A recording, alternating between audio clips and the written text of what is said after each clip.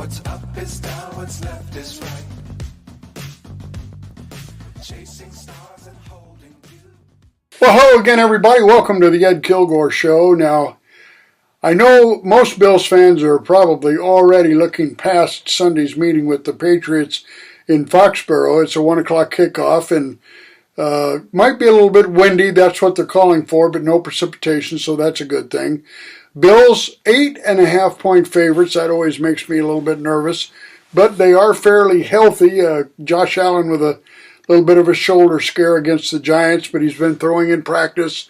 Keep your fingers crossed, because as long as Allen is healthy, you always have a chance. So what's the deal with the Patriots? Before we get into that, I want to thank my sponsors, Atwall Eye Care. They did cataract surgery on both my eyes within the last few months, and it was unbelievably successful. I watched the Bills-Miami game. I was up in the 300 level, and I've never seen the field as clearly as I did after the surgery. Also, I would like to thank Blue Tusk Tech in Orchard Park. They can fix you up if you have any kind of computer needs, whether it's a used computer or a brand new one, and they're very reasonable, great people. And also Global Vending Group of Buffalo, which is providing young people all over the world with a chance to improve their literacy with their book vending program. They're just doing an outstanding job, no question about it. So back to the Bills. Players don't need to be reminded the games aren't played on paper. I know that's a cliche, but it's very true. The Bills have almost every statistical edge you could want against the Patriots, but wasn't that the case against the Giants too? Speaking of which, did anybody else notice the handshake after the game between Giants head coach Brian Daboll and head coach Sean McDermott? It was faster than a hiccup. McDermott sped by, didn't even look at Daboll. Josh Allen, on the other hand, gave Daboll a huge hug. Remember, Daboll was the guy that was the offensive coordinator when Josh was first drafted, and really has a lot to do with Josh's development as one of the elite quarterbacks in the NFL. I'm sure Josh appreciates what Daboll did, and Daboll should appreciate what Josh did for him, because it was because of Allen that Daboll certainly had a chance to become an NFL head coach. The Patriots are kind of a split personality team. At Gillette, they're pretty good. They had a chance to beat the Eagles. They lost 25-20. Remember, Mac Jones had the ball down inside the 10-yard line. They just couldn't punch it in.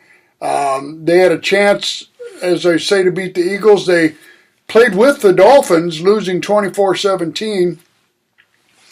And they did have one solid road outing. That was a 15-10 win over the Jets. And we all know that the Bills' opening loss, their worst game of the year by far, was at the Jets. However, Patriots are a different team on the road. They were shredded in back-to-back losses in Dallas and New Orleans. They lost by a combined score of 72-3, and the common theme here was Mac Jones. He was awful in those games. In the Cowboy game, and of course they generate a lot of pressure up front, which is what the Bills hope to do Sunday. But again, the Cowboys were home, and they strip-sacked and forced a fumble that resulted in a touchdown, and then later on, Jones threw a pick six. The next week in New Orleans, Jones was benched after a couple more INTs. But he's been a lot better at home, and if he's pressured, that's when he will make mistakes, and the Bills, that's what they're going to be trying to do, certainly. Now, you may think the Bills have some offensive problems, but how good would the Bills be with Mac Jones instead of Allen? That's a rhetorical question. No need to answer that. Allen, right now completing almost 72% of his passes, 13 touchdowns, 6 interceptions. He's also rushed for 3 Ds. Now, Jones looks good at times, but he's always like a player or two from being benched. Bill Belichick just doesn't trust him. But part of that, or maybe a big part of that, is the fact that the Patriots keep him on such a short leash, a lot of short dinks and dunks, and he very seldom throws it down the field, and that makes it more difficult. Teams can pressure him, and that's what the Bills are going to try to do. Jones has 5 touchdown passes, 7 interceptions, and he's not a running threat really much at all. He has no rushing touchdowns. But defensively, they're not bad. But offensively, the Patriots have a very, very porous offensive line. They don't give Jones near enough time. The running game averaging about 3.4 per carry. That's almost a full yard behind what the Bills muster offensively.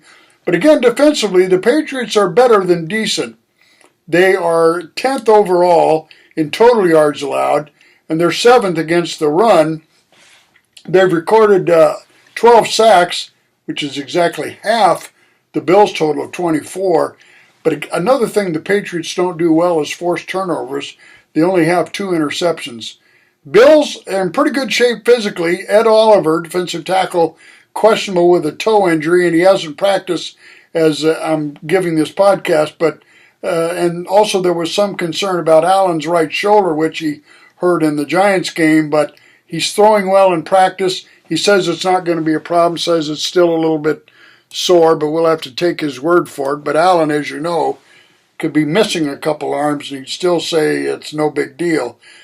Now, I don't think you're going to see Allen run after any linebackers again like he did in the Giants game to stand up for his offensive line, but his teammates love that about him, so I wouldn't bet against it either. It's going to be interesting to see how offensive coordinator Ken Dorsey attacks the Patriot D. They can be pretty physical, and they're going to try to take away the Bills' running game. Well, you know, the Bills in that loss in London only ran it 13 times. Well, that's something that the Patriots would love to see. And then again, there's that heavy reliance on Stephon Diggs.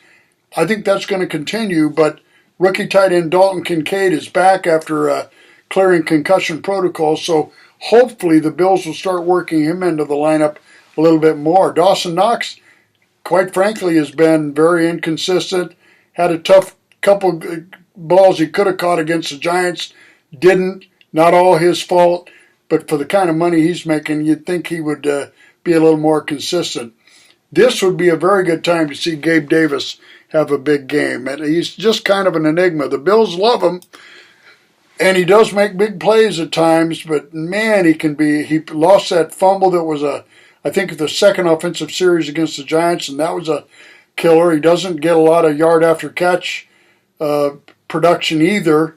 Khalil Shakir does, but he's been targeted very few times. I'm not quite sure what that's about, but for some reason, McDermott just doesn't seem to trust the second-year player out of Boise.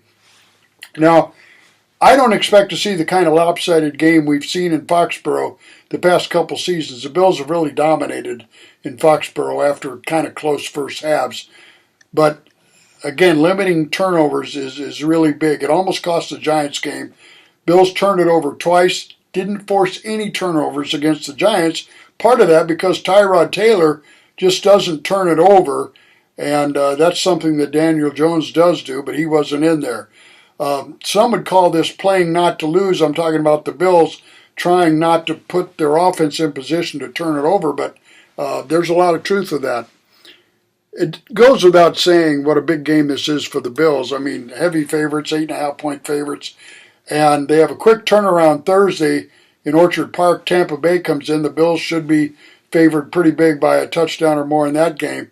And I know they can't redo the losses to the Jets and the Jags, both divisional losses.